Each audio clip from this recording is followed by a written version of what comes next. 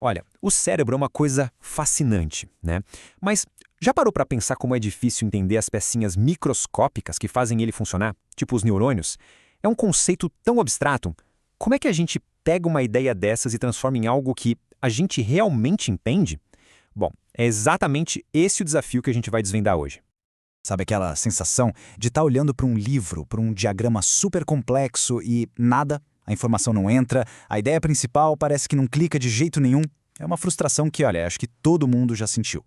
E isso acontece principalmente quando a gente está tentando aprender sobre coisas que, na real, não dá para ver, como as células do nosso sistema nervoso, por exemplo. Então, vamos direto ao ponto. O neurônio. Pensa nele como um motor invisível do nosso cérebro. Ele comanda nossos pensamentos, sentimentos, ações, tudo. O grande problema é esse. Ele é invisível, super abstrato. E aí, tentar aprender sobre ele só olhando um livro fica bem difícil. Aí a gente vai para o livro e encontra aquela definição clássica, né? Neurônio, célula do sistema nervoso, tem o corpo celular, os dendritos, que são tipo as anteninhas que recebem os sinais, e o axônio, que é o fio que transmite. Ok, mas e aí? Como é que um desenho chapado, em 2D, faz isso tudo ganhar vida e fazer algum sentido na nossa cabeça? E é exatamente aí que o método tradicional de aprendizado muitas vezes falha. A informação está toda ali, no papel, mas aquela compreensão de verdade, sabe? Aquela que fica, ela se perde no meio do caminho. E o que acontece? Aprender vira um exercício de decorar nomes e formas e não de entender de fato como a coisa funciona. Ok, então como é que a gente supera essa barreira? A resposta está em mudar completamente a abordagem. É sair da página do livro, deixar para trás esse aprendizado passivo 2D e mergulhar em algo ativo, tridimensional. Vamos ver como isso pode funcionar na prática, que é a parte mais legal. Olha só essa comparação. O contraste é gritante. De um lado, o aprendizado tradicional, passivo, só olhando um desenho 2D, decorando. Do outro, o aprendizado ativo. A gente participa, mexe no modelo 3D, investiga. A teoria abstrata vira uma experiência concreta. Essa é a virada de chave. A pessoa para de ser só um receptor de informação e vira um detetive, um investigador de verdade. E olha, isso não é só um achismo não, tem muita pesquisa que apoia essa ideia. Basicamente, o que os especialistas dizem é que usar modelos físicos é uma ferramenta poderosíssima. Por quê? Porque transforma aquilo que era abstrato em algo que a gente pode literalmente tocar, manipular e aí sim, finalmente, entender de verdade. Agora vamos para um exemplo prático que é simplesmente fantástico. Imagina só, um clube de ciências resolveu aplicar essa ideia para aprender sobre o neurônio, mas de um jeito bem diferente. Eles decidiram construir o próprio neurônio, isso mesmo, com as próprias mãos.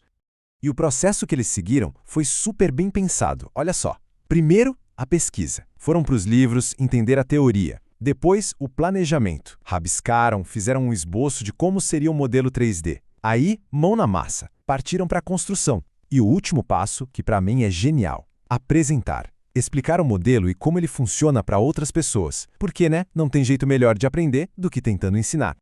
E o mais legal de tudo isso, sabe que é? Eles não precisaram de nenhum laboratório super tecnológico, nada caro. Usaram coisas simples, que a gente encontra em qualquer lugar. Massinha de modelar, arame, papel alumínio e o toque de mestre. Umas mini lâmpadas para mostrar os impulsos nervosos passando.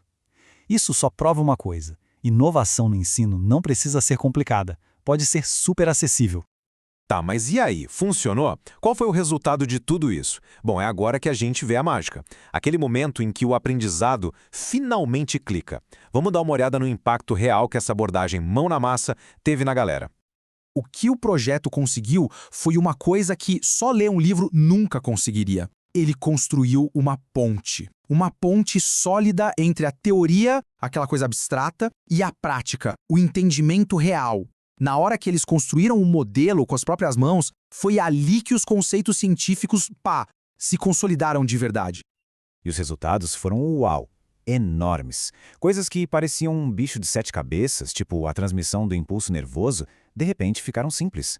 A turma deixou de ser espectadora para virar protagonista. Eles aprenderam a trabalhar em equipe, a pensar como cientistas, mas o mais importante foi que despertou uma curiosidade, um interesse genuíno pelo assunto. Certo, agora vamos dar um passo para trás e olhar a foto completa. Porque essa história do Clube de Ciências é muito mais do que só um projeto legal. É, na verdade, um modelo poderoso para a gente pensar na educação como um todo. Porque o ponto central é este. Não se trata de um projetinho de artesanato, de forma alguma. O que a gente tem aqui é um método. Um método para pegar qualquer coisa que seja abstrata e transformar em algo tangível. Pegar o que é complexo e deixar compreensível. Isso tudo nos deixa com uma grande pergunta para pensar, né? Como a gente pode dar mais vida ao aprendizado? Onde mais a gente pode aplicar esse princípio? Sabe, seja na escola, no trabalho, na nossa vida, como a gente pode parar de só ler sobre as coisas e começar de fato a construir, a fazer, para finalmente entender de verdade.